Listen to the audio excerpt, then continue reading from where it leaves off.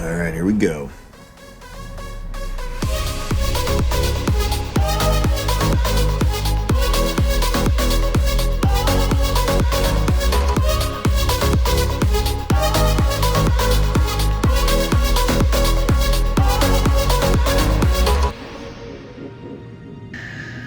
All right, over 1 year old, but we are gonna do this now. This journey started in London, and we were just getting my family situated, actually in Wimbledon. Had to pick up some stuff for the house, get it all set up, some baby gates, different things.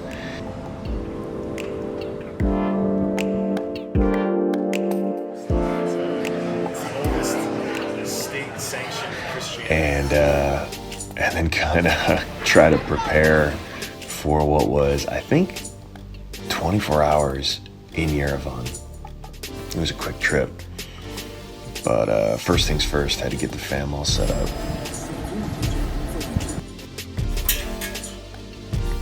I'm a very serious father. I don't know where the baby went.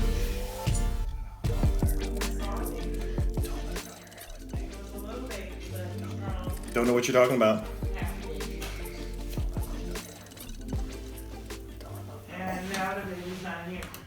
And I was going to Yerevan. This was like a month or so after the revolution, and I had a lot of friends there. There's a burgeoning tech community there. I was excited to see it for myself. I am Armenian, after all. I travel a lot. You'll notice here I was wearing a lot of layers because this has never happened to me before. My carry-on bag was too heavy, so I had to wear a bunch of my clothing so that the bag would be light enough. Because I want Russ to have a nice photo memory of this. And you wouldn't believe it, but our taxi driver was Armenian. Me? Oh, okay. Also ein Cat Ja. zur Flughafen. Nicht weit von hier, ja, genau. Ja. Es gibt eine Zug. So, fahr mal Cat bei der Flughafen. Catch, ja, genau. So I'm also a German citizen, so I got some Deutsch in me. So here we were in Austria, bonding with an Armenian driver in German. So It's like rice milk. I don't know what to call it. A little fruit in there. Snap into a Slim Jim. Yeah.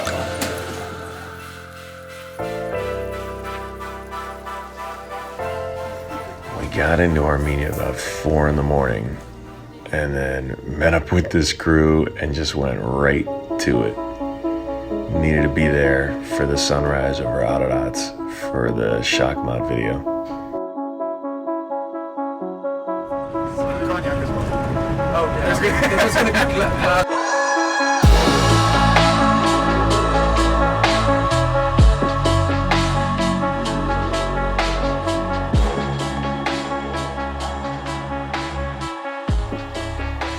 It was worth it. Man, I can't tell you what this view feels like when you see it for the first time as an Armenian. It is so many emotions. We found a vintage truck, like legit Armenian. Had a nice little picnic with some lavash and cheeses, and so we had a ton of authentic Armenian gear with us, from the Shachmat brandy, of course, to and yeah, it was very early in the morning, so we weren't really drinking much of it. But we visited a market that I used to go to all the time when I lived in Yerevan to pick up, fresh fruits, dried fruits, fresh veggies, again, cheeses, just lots of tasty treats. Just genuine Armenian goodness. I don't speak Armenian. I gotta keep practicing. But I this is my 6th trip to Hayastan. Yeah, not my first trip. No. And I'm gonna take my family here. I'm taking my family here maybe like in 3 or 4 years. I have a daughter. I have a little son. So she's Armenian as well. She's gonna come here. But I want her to be old enough to understand. And it is only a matter of time. Everyone asks me. I will absolutely be bringing my family here. My wife's got a busy work schedule though, so that keeps her in Olympia, at least for now. You know, this trip I got to see firsthand a number of the distilleries that are working on actually distilling shakmat, and do our final tastings. Now that tasting is many different categories. That actually is where I hit my head. There was a low ceiling. They don't design many things in Armenia for 6'5" people. Are you feeling okay? I don't know if that's... And then, yeah, we had partnered with a local artist who does a ton of street art on abandoned buildings there. And yeah, made a little something to commemorate the first batch. And so this is really cool. This is the Armenia Tree Project. Planted some of our first trees outside of the Tumo Center, which is this amazing center, world-class tech education, free for any Armenian student who wants to come in there. It's changed. It's just amazing. Every time I come back, there's always something new. And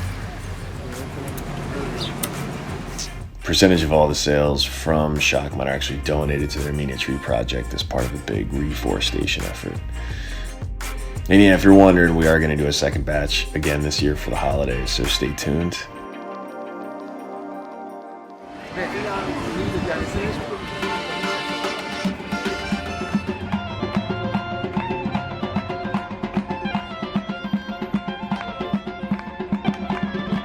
And we visited Megerian Carpet. Even picked out a carpet just for Olympia. It's a very special Armenian tradition, so she'll have her own. let's see what happens. Where I got to make my own lavash. This is the same stuff that we had at the picnic early that morning.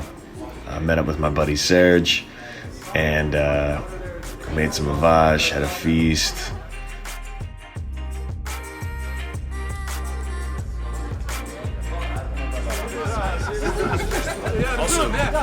And then we were on to the final stop of the day. I mean, this was a very long 24 hours. Oh man, yeah, we shut down a bar, invited a bunch of folks from the tech community in Yerevan, and served up some cocktails for everyone. And finished the night on this roof.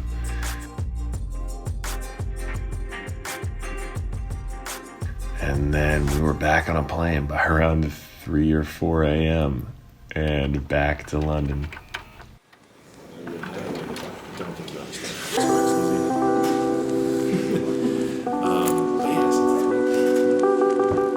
I'm gonna really try to do a better job here and get these videos out more consistently.